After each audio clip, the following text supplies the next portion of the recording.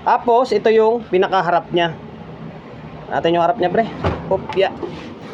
Lapag mo lang, pre. Lapag mo lang. Opya. Kasi may kabigatan talaga siya. Yan. Ito yung pinaka-signature na logo ng Joson. Naka-engrave dito. Ganda nyo. Hindi siya sticker, ha. Hindi siya yung totaling sticker. Kung talaga siya naka-engrave yun. Yan. JSN Joson. Ito yung pinaka-logo nila. Yan. Ito yung front panel. Ang ganda. Welcome to my vlog. Ayun, for today's video, ang daming tropa, oh. Si paring Martin Ojo, si Nonoy, si Michael, yung mga mga tropa pits. Yun, bali mag-unbox tayo ng bagong bili ko na Joson Sound 23 na ito yung modelo nyo. Yan, model Sun 3.0 na power amplifier. Bali kakabili ko lang, bumili ako ng Joson na Neptune. Tapos, bumili ulit ako ng Joson na Sun 3.0. Maganda yung nagiging feedback eh. Ngayon, i-unboxing natin to. Kasi hindi ko nagawa ng video dun sa may pwesto ni Sir Joson eh. Yun, kaya dito tayo mag-unbox. Sige, butasin mo na yun, pre. Yan, literal na unbox to. Baka sabihin nyo, binuksan. Wala pa yan.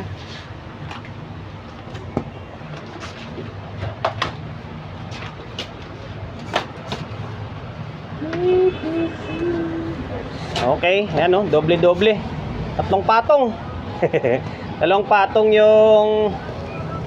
yung karton.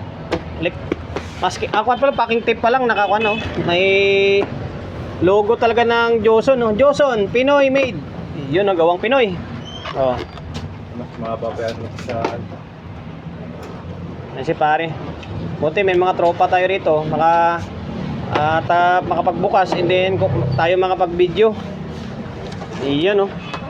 At nako, tigas-tigas pa yung kanya, yung karton nalatang hindi pa na bulkit. Okay. Oh, yan. Unang layer, ito, nakapatong. Ang ganda. Meron siyang parang eco bag yung dating nyo. Hindi siya plastic. Hindi plastic yung gamit. Para siyang eco bag. Kung mapapansin nyo, yun, napakaangas oh.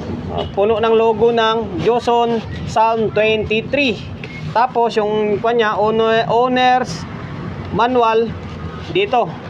Ito, Class H power amplifier na Sun 2.0 and then 3.0. Nakalagay oh, pure copper. Ayan, iwalay ko na lang yung ibang mga video rito. Sa ngayon, unboxing lang muna tayo. Habang may mga tropa.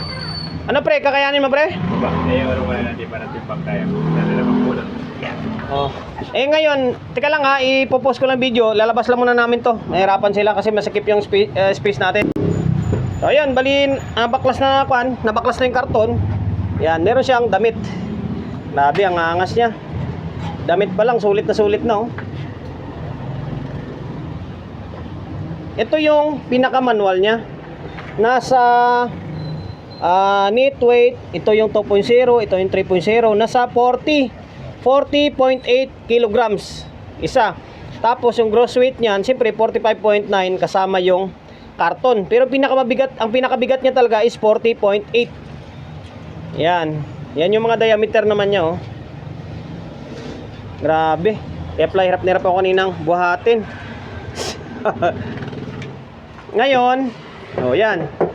Sa haba, dangkal ko 8, 16, mga nasa 20 o no? Nasa 21 siguro haba nito. Dito naman nakalagay yan eh. Nakalagay naman dito, ayan oh. 77 product size. Ayan oh, product size niya 77.5. 77, ayan oh, yan oh. Basta kayo na lang bahala mag-intindi. May na tayo sa sukat-sukat eh. Yan, ganyan sa kahaba. Grabe. Tapos, ito yung pinakaharap niya. Natin yung harap niya, pre. Opya. Lapag mo lang, pre. Lapag mo lang. Opya. Kasi may kabigatan talaga siya. Yan. Ito yung pinaka-signature na logo ng Joson. Naka-engrave dito. Ganda nyo. Hindi siya sticker, ha. Hindi siya yung totaling sticker. Kung talaga siya naka-engrave yun. Yan. JSN Joson. Ito yung pinaka-logo nila. Yan. Ito yung front panel. Ang ganda. Ito yung humataw sa may antipolo. Ito yung ginamit ni Sir Luigi Mark Dison na amplifier. Yung grabe, napakalakas ng bass nito doon. Kayang kwan din na nakipagsagupa rin sa ibang mga brand. Yan, tapos logo dito. Tapos Joson yung nakasulat dito. Naka-ingredient, hindi sticker to ha. Ayan o, kapal nyo. Yan, ang switch niya dito. Ito, panlabas lang muna na nyo yung ipapakita ko sa inyo ha. Unbox and then review ng konti.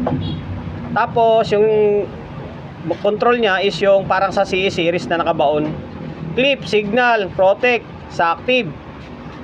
Yan, indicator naman ng signal, clip, protect, and then active niyan. Na-indicate yung Sun 3.0.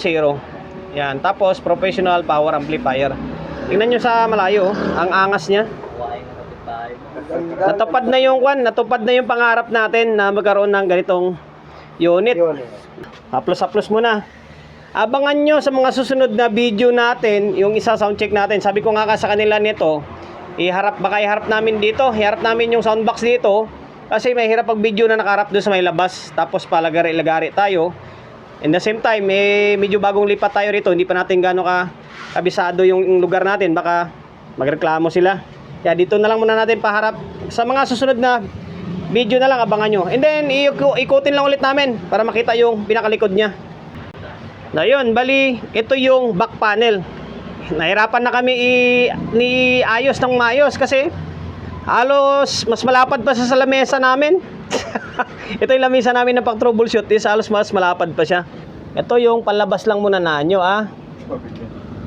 Okay, yung input niya ganda kulay blue and then kulay magenta. Kanto, channel B link, channel A link, tapos ito yung input A, input B.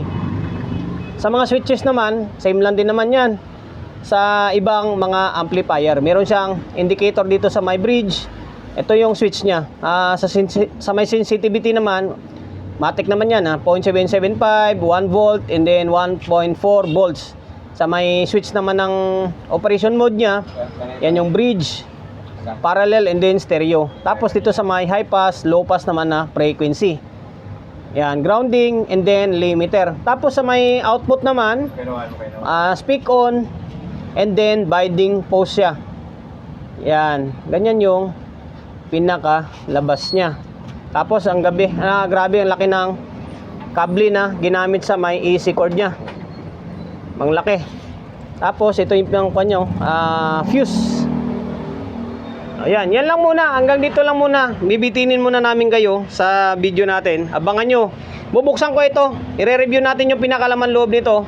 Alam ko, huli na tayo sa video. Pero sa mga hindi pa nakakita ng mga follower natin, na makapagbigay ideya tayo kung ano yung laman ng Joson na Sun 3.0. Yun. Tapos siyempre, magpo-promote muna tayo. Sa mga gustong umorder ng Joson products, pwede kayong umorder kay Sir Joson. Sa page na lang nila or sa may Shopee, sa may Joson World. Ano ba yung yun sa Shopee nila pre? Joson World Marketing yata yan. Basta sa Shopee, pwede kayong order or rumikta kay Sir Joson Phil, pwede naman. Pwede naman sa akin, kung gusto nyo, magtanong kayo, ipapasa ko kayo sa kanila para sa info tungkol sa mga gamit na gusto nyong bibilin na Joson products.